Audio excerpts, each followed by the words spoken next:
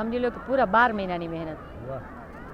ગઈ સાલે જે 24 ડિસેમ્બરના જે દ્વારિકામાં મહારાષ્ટ્રની જે ઉજવણી થઈ હતી ને, જેની કોઈ જે એ વાતાવરણ એ જે ઊભું થયું હતું, હરેક મીડિયા કે હરેક મુખે કે હરેક તમે જ્યાં મોબાઈલ ખોલો ત્યાં એ જ વસ્તુ હતી બધે. એનામાં મારી બેન દીકરીઓ અમે બધાય દ્વારિકામાં ગયા હતા.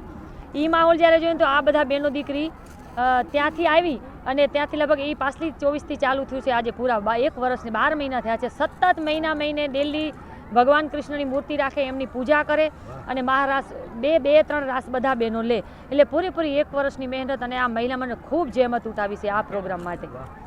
મુખ્યમંત્રી ત્યાં 37-38 હજાર બહેનો હતા લગભગ. એના જેવો તો તમે જેમ વાત કરી હમણાં મોદી સાહેબે દે અને CM સાહેબે પણ એ વાતને બહુ સમાચારમાં હા બિરદાવી હતી ચોક્કસ. અને અમને એટલું આનંદ હતું ને ભાઈ, એ અમે જે દ્રશ્યો જોયા હતા ને આજ બધા એ જ ફરીથી એ દ્રશ્યો, ભલે અમારું નાનું ગોકળિયું ગામ છે પણ એ યાદી અમને ફરી અહીંયા તાજી થઈ છે આજે. અને એટલું હૃદયમાંથી દિલમાંથી અમારે બહેનોને બી ગાવાનું એટલું આમ આનંદ હૃદયમાંથી આવ્યું છે. ભગવાન સાક્ષાત અમારી બહેનો જોડે ને અમારા ચોકમાં નાણાપાના નાનકડા ગોકળિયા ગામમાં રમા આવ્યા છે એવું આજે અમને અનુભવ થયો. ચોક્કસ ખાસ કરીને ગામડામાં તો તમે જોઈ શકશો કે આ સંસ્કૃતિ જાળવાય છે. આપ જોઈ રહ્યા છો બધા બેન દીકરીઓ એક જ બધાનો પહેરવેશ, એક જ હમણાં જે જૂના જે હોય છે ઘરેણાનું એ બધું, અને સંસ્કૃતિ તો ગામડામાં તો જળવાય છે. અને અમારી એક કોશિશ હર હંમેશ રહેશે કે આમને આમ જળવાય અને આ સંસ્કૃતિને અમે થોડી આગળ પણ એને લઈ જઈએ અને બધાને આનું થોડું પ્રેરણા લઈએ બધા મહિલા મંડળમાંથી અને બધા દીકરીઓમાંથી, બધી સમાજ પ્રેરણા લે કે આવી સંસ્કૃતિ બધાની સમાજોમાં, અને જો બધા સમાજોમાં સંસ્કૃતિ આવી જાય ને તો વિકાસ છે ભાઈ. નાડાપા ગામની દીકરી છું. મારું નામ દિવાળી આહિર. હું નાનપણથી જ લગભગ 7-8 વર્ષની હતી ત્યાંથી મારા પરિવારમાં ભગવાનના નામનો પહેલાંથી જ મારા દાદીમા જોડે કીર્તન ભજન કરતી નથી મેં કોઈ ક્લાસ કે કોર્સ કર્યા. અને પછી આ 2005-6ની સાલો મારા ગોપાલ બાપા એમને મારી આંગળી પકડી અને મને સ્ટેજમાં ચડાવવાના ગોપાલ બાપુ, એના આશીર્વાદ આજે બી છે અને ત્યારથી જ મને આંગળી પકડીને ચડાવી છે. અને એમના આશીર્વાદ અને દ્વારકાધીશ પાસે પ્રાર્થના કરું કે હર હંમેશ એમના ને મારા ગોપાલ બાપુના આશીર્વાદ હર હંમેશ આજે નહીં ક્યારે બી નાડાપા ગામમાં જ્યારે પ્રોગ્રામ થયું છે, કોઈ બી સમાજમાં તો છે જ, અમારા પરિવારમાં તો એની ખોટ છે જ, પણ જ્યારે પણ ગામમાં પ્રોગ્રામો થાય છે ને ત્યારે એવું કહેવાય છે કે નાડાપાના નાક હતા. જેમ નાક વગરનું મોઢું ને અમારું ગામ અમારા બાપા વિનાનો છે.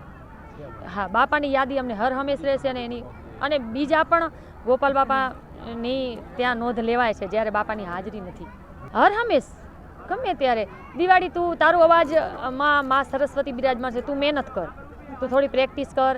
પણ એ મને નાની હતી ત્યારથી નાનકડો ગામમાં ભજન કોરીનું પ્રોગ્રામ હોય ને તો બાપાનું ગાડી લઈને બાપ દીકરી નીકળી પડતા કે જ્યાં નાનકડી બેઠક હોય અને ભજન હોય એમાં બાપ દીકરી ભજન કરીએ.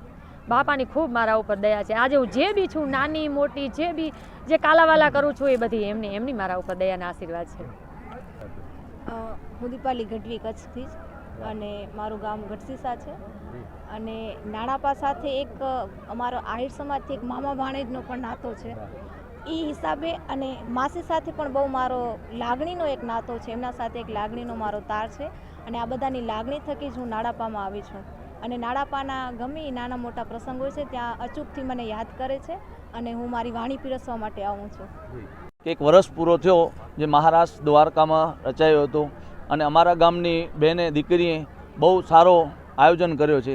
આખા આખો વર્ષ તે મહેનત કરે છે દર મહિને.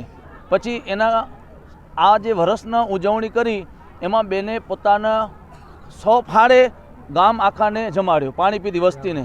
હું એમને બહુ ખૂબ ધન્યવાદ આપું છું અને બહુ એને સારું આયોજન કર્યું છે. મારું નામ રણછોડભાઈ ગોપાલભાઈ ડાંગર, જે સફળતાની પુસ્તક બહાર પાડ્યો સંત ગોપાલ બાપાનો હું દીકરો છું. હા, અને મારી બેનશ્રી દિવાળીબેન જેને બાપાએ પ્રેરણા આપી અને આ કોંકીલ કઠ્ઠી બનાવી, એની ખૂબ ખુશી છે અને સાથે સાથે આનંદ પણ ખૂબ છે. અને આજ આ પ્રસંગમાં ખૂબ સરસ બોલી અને ગામને ને તમને બધેને અમને સરસ આનંદ કરાયો. એવો જ લાગ્યો કે અમે દ્વારકા બેઠા છીએ, દ્વારકાના ચોકમાં બેઠા છીએ એવો આનંદ કરાયો. અને છોકરીઓ આટલી મોટી સંખ્યામાં 1 વર્ષથી મહેનત કરી અને સફળતા મેળવી અને સારો એવો રાસ મંડળ કર્યો, એ બહુ આનંદનું ધન્યવાદ આપું છું. બોલો કેતનભાઈ. શિક્ષણને સમન્વય એ તો સોનામાં સુગંધ ભરી જવું. ક્યાં વાત. શિક્ષણ, સમન્વય અને સરસ્વતી ત્રણેય અમે દેખીએ છીએ નાડાપાના ચોકમાં ને અત્યારે આ ઘડીને આ જગ્યાએ.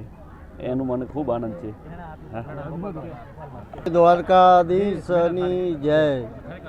ખરેખર આજે બાયું 12 મહિના થયા જે મહેનત કીધી અને નાળાપાની ગામની અંદરમાં આજે ગોકુળીઓ બનાવ્યો તો બેને પણ ધન્યવાદ.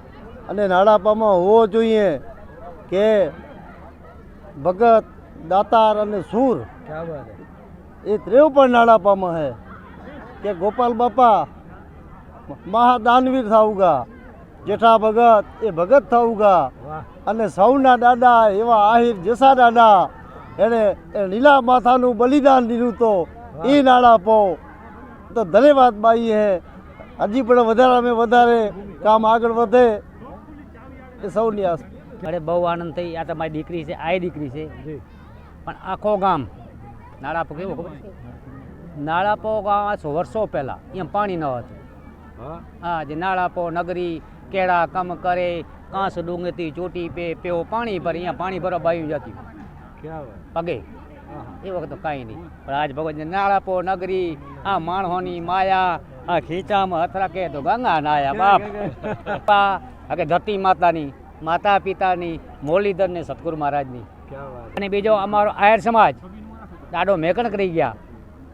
જે એકડા ગોઠ ગિરનાર જા, એકડા ગોખ ગિરનાર જા, બ્યા જીંગી જા ઝાડ મોજો નાથ મેકણ છે આયર અધિકાર.